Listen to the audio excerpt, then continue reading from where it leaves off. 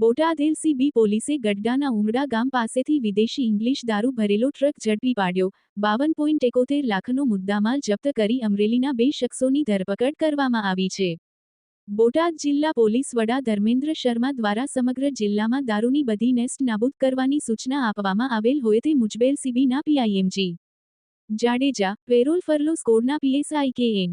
પટેલ તેમજ એલસીબી સ્ટાફના જયરાજભાઈ ખાચર, વનરાજભાઈ બોરીચા, જયેશભાઈ ધાંધલ, ભાવેશભાઈ શાહ, રસિકભાઈ ગળથરા, પરબતસિંહ ડોડિયા, ઘનશ્યામભાઈ દરજીયા, અશ્વિનભાઈ મકવાણા સહિતના પોલીસ સ્ટાફના માણસોએ પેટ્રોલિંગ દરમિયાન બાતમીના આધારે ગઢડા તાલુકાના મોટા ઉમરડા ગામ નજીકથી વિદેશી દારૂ ભરેલો એક ટ્રક ઝડપી પાડ્યો છે.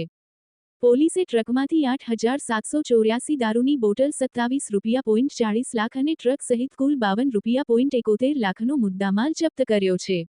આ મામલે અમરેલીના 2 શખ્સોની ધરપકડ કરવામાં આવી છે. બોટાદ એલસીબીને બાતમી મળી હતી કે વિદેશી દારૂનો જથ્થો ભરેલો એક ટ્રક ભાવનગરથી અમરેલી તરફ જઈ રહ્યો છે. આ બાતમીના આધારે પોલીસે મોટા ઉમરડા ગામ પાસે વોચ ગોઠવી હતી. બાતમી મુજબનો ટ્રક આવતા પોલીસે તેને રોક્યો હતો અને તપાસ કરતા તેમાંથી વિદેશી દારૂનો મોટો જથ્થો મળી આવ્યો હતો. ટ્રકમાંથી 27.40 લાખની કિંમતની 8,784 બોટલ વિદેશી દારૂ મળી આવ્યો હતો.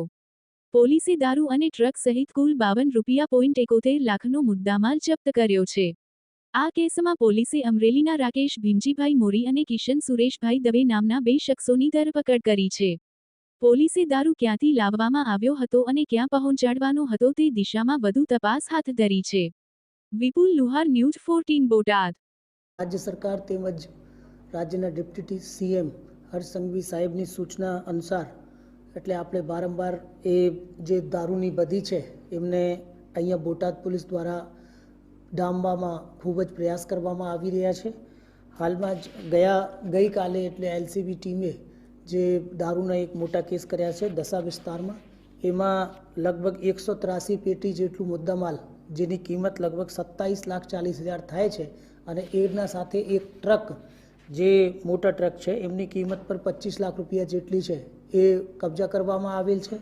એમને સાથે જે દારૂની હેરફેર કરતા 2 આરોપીઓ જેમાં રાકેશભાઈ ભીમજીભાઈ તેમજ કિશનભાઈ સુરેશભાઈ એ લોકોને પણ પકડવામાં આવે છે. હવે એમાં એ તપાસવામાં આવશે કે બીજા કોણ ગુનેગારો એમાં સામેલ છે. આમાં જે કિશનભાઈ સુરેશભાઈ છે એ એક લિસ્ટેડ બુટલેગર પણ છે. એટલે આ બધાને અટક કરવામાં આવેલ છે અને તપાસ પણ ચાલુ છે. એમાં જ્યાં કોને મંગાયો છે અને કોના કહેવાથી એ દારૂ મોકલવામાં આવ્યું એની પણ તપાસ કરવામાં આવશે.